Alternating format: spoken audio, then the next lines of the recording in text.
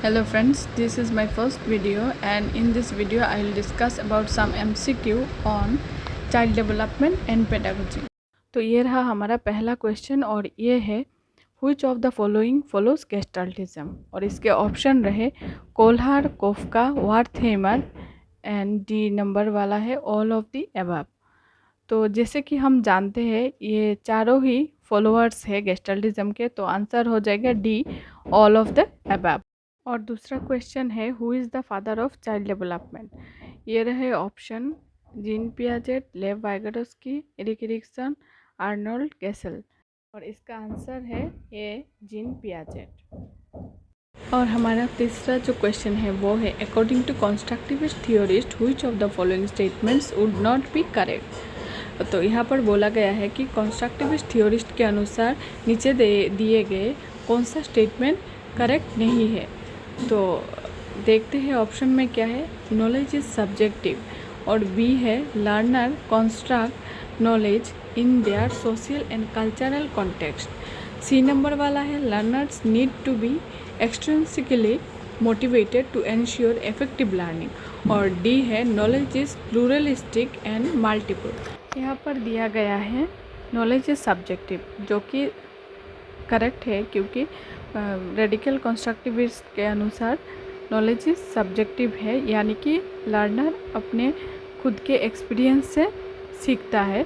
और बी जो है learners construct knowledge in their social and cultural context, ये भी बात सही है क्योंकि लर्नर जो है उसका knowledge social and cultural context ही होता है। और सी जो है देखते हैं हम learners need to be extrinsically motivated to ensure effective learning.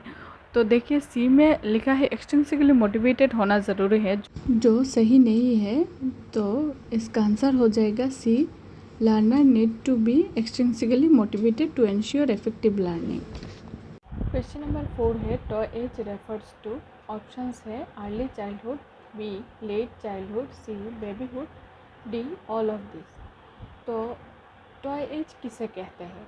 हम देखते हैं अर्ली चाइल्डहुड यानी कि 2 से 6 वर्ष जो पूर्व बाल्य अवस्था कहते हैं, उसी समय बच्चे ज़्यादातर खिलौने से खेलने में ज़्यादा इंटरेस्ट दिखाते हैं और इसीलिए इसका answer A early childhood. Question number 5 है students struggling with dyslexia can be taught to read. Options है A through the association method of conditioning, B through systematic phonological training, C by providing higher grade level reading text, D by giving long and complex passages। इसमें पूछा गया है कि जो बच्चे dyslexia से जूझ रहे हैं उनको कैसे अच्छे से पढ़ाया जा सकता है।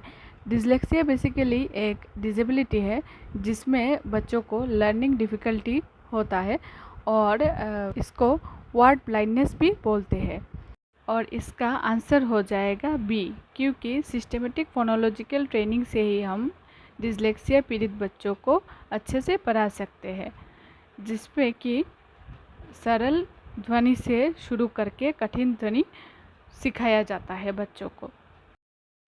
और ये रहा हमारा 6 number question. Lev Vygotsky believe that development. Options है is discontinuous in nature, B है is an unfolding of genetic programming, C है results directly from maturation, D है results directly from social interaction. और इसका आंसर हो जाएगा results directly from social interaction यानी कि डी ऑप्शन डी क्योंकि लेव वाइगोटस्की के अनुसार डेवलपमेंट ज़्यादातर सोशल इंटरेक्शन से ही होते हैं।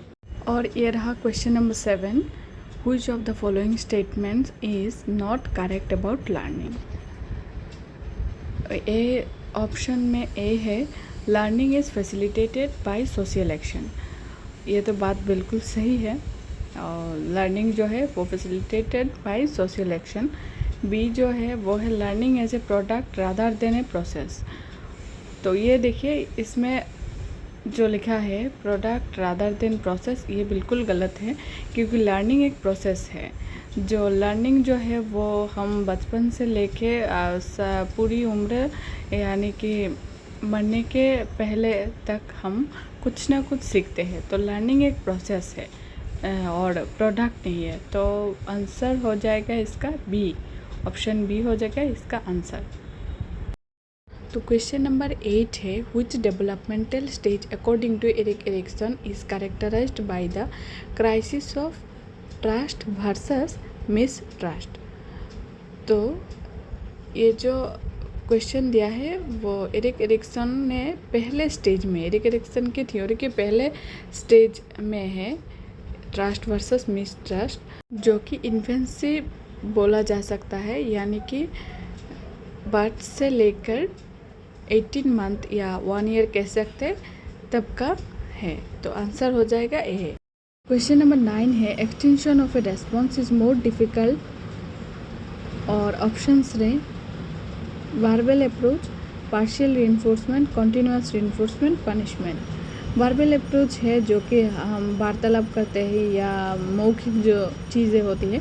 पार्शियल रीइंफोर्समेंट होता है कभी कभार अगर किसी बच्चे ने बहुत अच्छा मार्क्स लाया हो और हमने उसको रिवर्ट किया हो। और कंटिन्यूस होता है मतलब कुछ अच्छा करने पर ही हम उसको रिवर्ट कर रहे हैं। तो और पनिशमेंट तो होता है जो कि बिल्कुल गलत है। पनिशमेंट से बच्चों की कॉन्फिडेंस उल्टा लो हो जाती है और वो और गलती करते रहते हैं। और कंटिन्यूस रीइंफोर्स में हम बच्चे को दोहराते रहते हैं कि कुछ अच्छा करने से अच्छा ही मिलेगा उनको, तो इसीलिए इसका आंसर हो जाएगा option C, continuous reinforcement. Question number 10 है, principle of reinforcement is associated with. Options है try to know the abilities, the interest and aptitude of individuals। तो लर्नर का एबिलिटी और इंटरेस्ट हमें पहले जानना है, उसके बाद उसके एबिलिटी के अनुसार उसको पढ़ाना ही तो सटीक है। तो ये ऑप्शन तो एक बिल्कुल करेक्ट है। और बी नंबर ऑप्शन देखते हैं हम, try to adjust the curriculum as per the need of individuals. ये भी सही है क्योंकि इंडिविजुअल की नीड्स के अनुसार ही हमें करिकुलम एडजस्ट करना पड़ता है। तो ऑप्शन सी हो जाएगा इसका आंसर। आज का वीडियो मैं यहीं पर एंड करूँगी। और जैसे कि आप जानते हो कि ये मेरा पहला वीडियो है, अगर आपको वीडियो अच्छा लगे तो लाइक कीजिएगा और चैनल को सब्सक्राइब ज़रूर कीजिएगा। और ऐसे ही मैं वीडियो बनाती रहूँगी और एजुकेशनल वीडियो। तो मिलते हैं अगले वीडियो में, तब तक के लिए बाय।